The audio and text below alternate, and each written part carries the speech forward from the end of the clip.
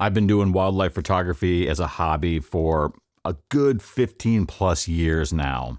And one challenge for me has been supporting these heavy lenses. Now, granted, stabilization in cameras and lenses these days is amazing. It's incredible. However, all the stabilization in the world doesn't do anything for the weight. And well, I'm getting older, I'm getting a little bit weaker. It's getting a little harder to hold these lenses. So more than ever, it's important for me to have a good way to support these lenses when out in the field. My first monopod was a Sun Pack. If you never heard of this, well, it makes sense. I think this was a Best Buy brand. I don't know if they even still make gear, to be completely honest. I probably paid 20 bucks at the most for this thing. The monopods are simple enough for accessories. I mean, all you do is screw them on to the bottom of the camera and boom, you have some support. Now, the first thing I ran into as a challenge was that most of my subjects in wildlife photography are not eye level, unlike doing portraits. So I would have to lean forward or lean back to change the tilt or keep adjusting the leg height. That was, well, not ideal. My second monopod was a slick lighty pod.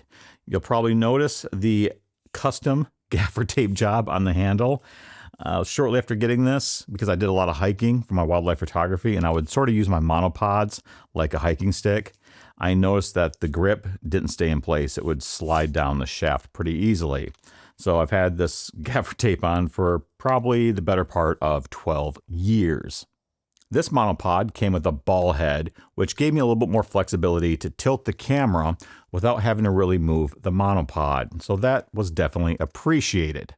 However, I still had a challenge, and that challenge was efficiency. Now, even though it only takes a brief few seconds to screw a monopod on and off, having to stop and do this whenever I saw a subject and I needed to support the lens, especially on my older cameras that didn't have very good stabilization or really any stabilization at all, I really did need to support my gear as much as possible. So I had to make an effort to stop and screw on the monopod or walk around with the monopod screwed on, which was also kind of awkward. My first quick release adapter. Now this is also from Slick. I've had this again for about 12 years, beaten the hell out of it. You can see it's all scratched up. The back bubble level is broken. But you know what? It still works. And it solved a problem that I had. So I would just attach the base plate here to the lens and attach this end to the monopod. That problem was solved. So I used this for quite a few years. However, as I got into a little bit bigger, a little bit heavier lenses, I wanted to explore other solutions. And when this deal popped up on B&H for this gimbal head from Benro, I jumped on it. This really helped me out, especially with my bigger lenses like my 500 prime. I like these because you have two axes that it supports, very smooth rotation and tilting on. The base plate, the quick release plate is, well, it's strong. It's also Arca Swiss compatible. And so like a lot of lenses, like my Sigma 6600 right here, I don't actually have to put the base plate onto the lens, which means I can attach the lens directly to the gimbal without having to use the base plate. I tell you what, I love this. However, there's still a problem. If I'm going to shoot like this, I either have to carry the whole rig around or I have to go back to putting the camera into my backpack and carrying the monopod separately. And still sometimes I go out, I'm covering 4, 5, 6, 7 miles. This gets pretty heavy. And in more recent years, I moved to using a camera sling. Now, this allowed me to go hands-free. I didn't always have to hold the camera, but I have the camera right at my side.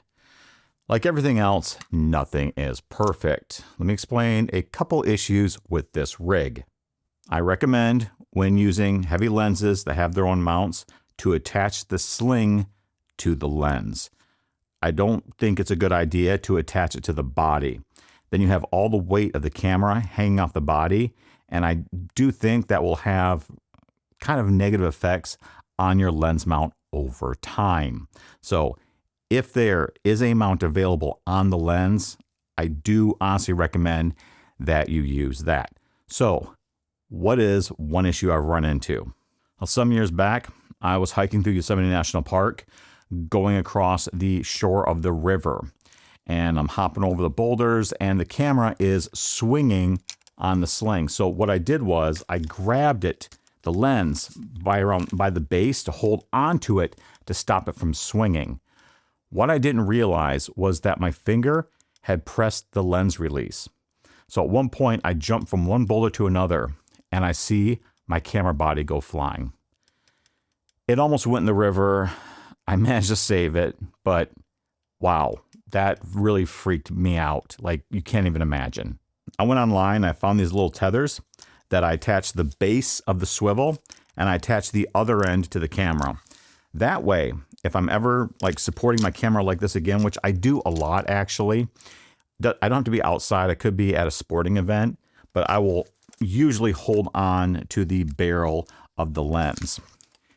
That way, if I do accidentally detach my body from the lens, well, both the body and the lens are still attached to me. And that has actually happened a couple times. So learn from my mistakes. So the second issue, as you can probably imagine, when you attach the sling to the lens like this, well, now you can't have anything to attach the monopod to. I mean, damned if you do, damned if you don't, right? It's frustrating. So it took me a while thinking about this, brainstorming. What did I really need? Do I need to attach my camera to something, or do I just need something that supports my camera? Because those are two different things if you think about it. This is the solution that I found that has been working well enough for me. This is a rifle rest. What I do very commonly is when I'm looking for ideas or inspiration for wildlife photography, I don't go to a camera store. I go to an outdoor or a hunting store. And I was looking around a section like where the scopes were at, and I came across these. And you can find these on Amazon. I actually got this one online. I'll leave a link in the description, but there's a lot of options out there. These go for approximately $10 US. The bottom has 3/8 inch female threading, and so far, all that I've seen come with 1/4 inch adapters. So it doesn't matter what your monopod has, 3/8 or 1/4 inch, you can attach one of these to your monopod. So the really great thing is I can now repurpose that old SunPack monopod that I got 15 years ago, because you don't need anything fancy for this. Now, some of these mounts you see online will come with monopods. They're like maybe $25, $30, I think.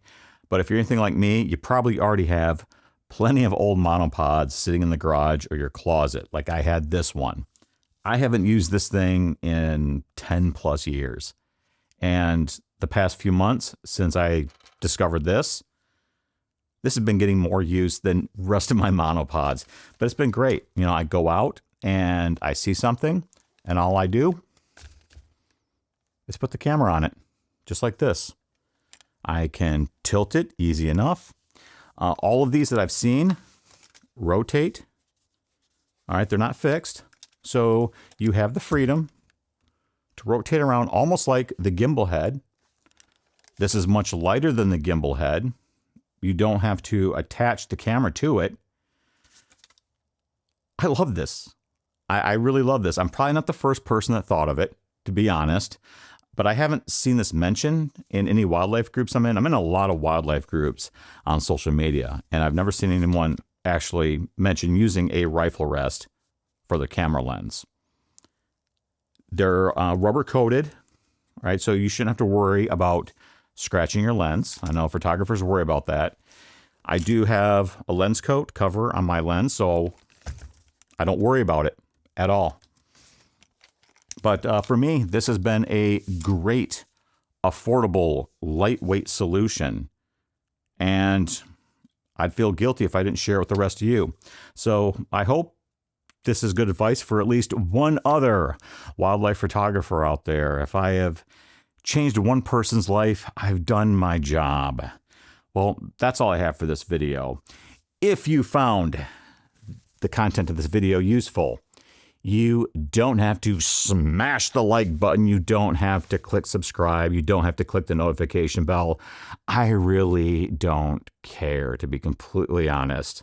What you can do is there are links in the description to nonprofits, charity organizations for animals. Donate some money to an animal, to an organization. Feed a dog, feed a goat, feed a llama. Help out. That would mean a lot more to me than a subscription. Or you can leave a comment. That's fine too. I like to hear people's tips, advice. If you found another lightweight, cheap solution, hey, I'm all ears. Share it with me. That's all I have for this video, everyone. Thanks for tuning in, and I will or will not see you again next time.